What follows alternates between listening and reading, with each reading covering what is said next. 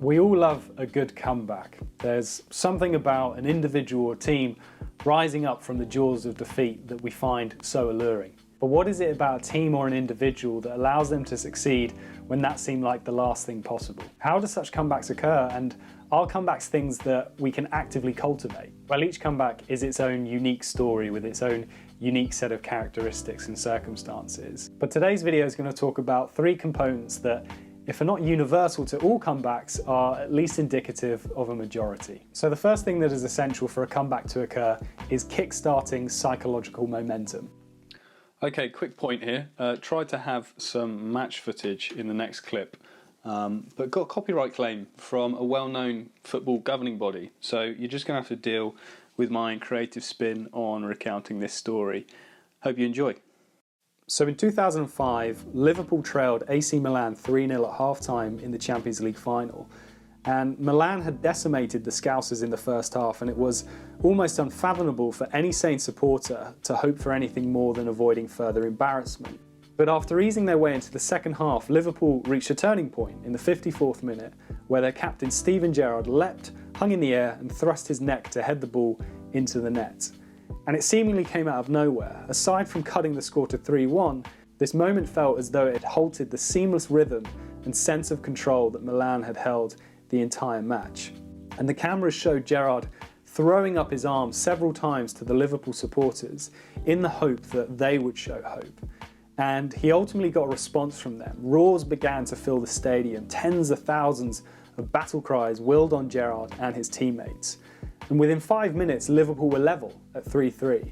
And as you may know, the rest is history. And what Gerrard's goal, seemingly out of nowhere, kick-started was psychological momentum, which is defined as the positive or negative change in cognition, affect, physiology and behaviour caused by an event that affects either the perceptions of the competitors or perhaps the quality of performance and the outcome of the competition. So in other words, a kick up the backside for both your body and brain. And Gerrard's goal was this kick up the backside so desperately needed. It started a domino effect. It set the direction towards a pathway of success and away from the dead end of failure.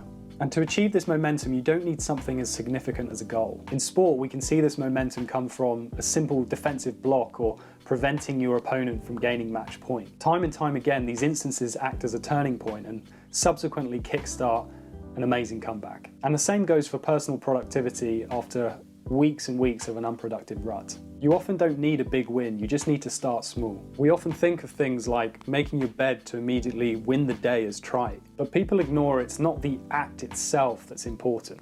Instead, it's what comes from the action. It's the start of momentum, it's the ignition point, and it's the first domino. Knocking down that first domino immediately changes your perceptions about the likelihood of success. And this is what ultimately will create that psychological momentum to help kickstart a comeback.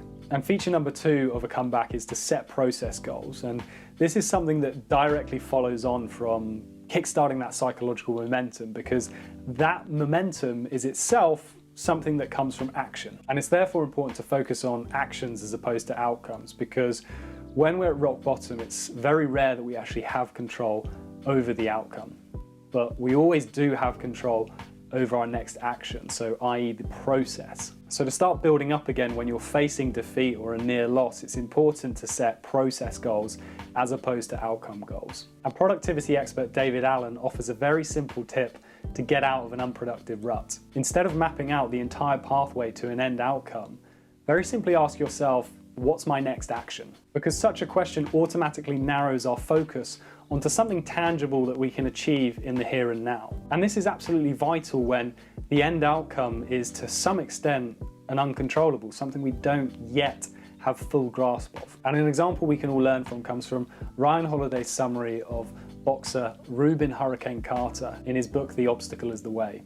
Carter was falsely imprisoned for a triple homicide at the peak of his career in the 1960s, and upon starting his sentence he stated to the prison warden and guards, "I know you had nothing to do with the injustice that brought me to this jail, so I'm willing to stay here until I get out. But I will not, under any circumstances, be treated like a prisoner, because I am not and never will be powerless."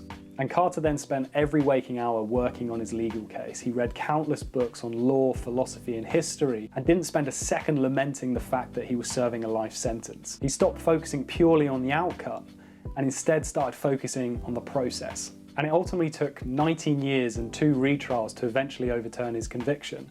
But the amazing thing was, as soon as he was freed, Carter resumed his normal life. He didn't go out seeking damages or even an apology from those who had put him behind bars. He quite simply had just focused on each and every next action up until the point that it allowed him to become a free man again. So a comeback itself is, of course, ultimately an outcome, but it's actually more so a process. And this is particularly the case when the outcome is enveloped in the unknown. And there's a famous quote from, I think, an American football coach that goes something along the lines of, if you focus on the process, the outcome will take care of itself. And I think that's so key, because the comebacks that do occur are ultimately situations in which we couldn't have actually envisaged an alternative outcome. But that different outcome eventually becomes a byproduct of just getting the process right.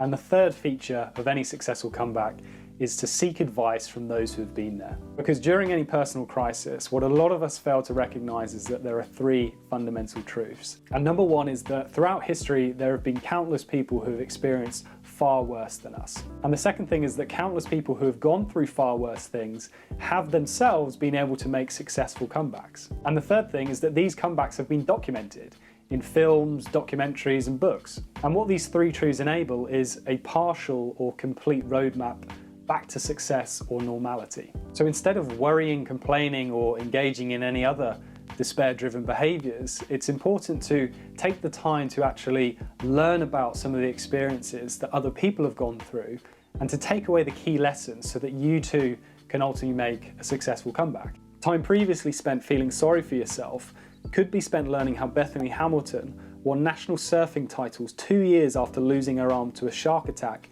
at the age of 15. And time previously spent complaining could be spent learning how mountaineer Joe Simpson survived a 150-foot plunge with a broken leg and somehow managed to crawl 6.5 miles over 4 days back to his base camp.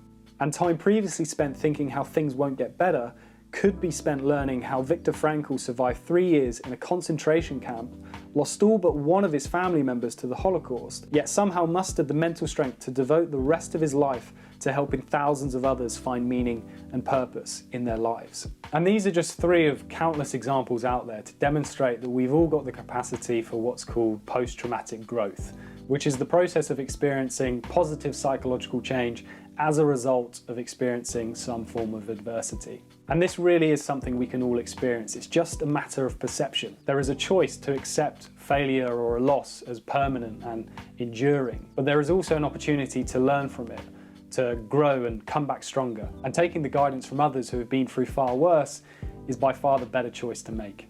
So in summary, a comeback is always possible, irrespective of the negative experiences that have preceded it. And as I've discussed, there's 3 key features of a comeback. The first being to kickstart that psychological momentum so that you can change the tide and ultimately start moving in the right direction. And then secondly, it's important to focus on immediate next actions as opposed to the end outcome. If you take care of the actions, the outcome will ultimately take care of itself.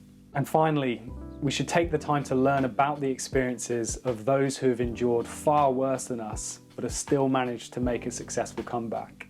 Within their experiences, we can vicariously learn about what is necessary to endure the worst and come out of it far stronger.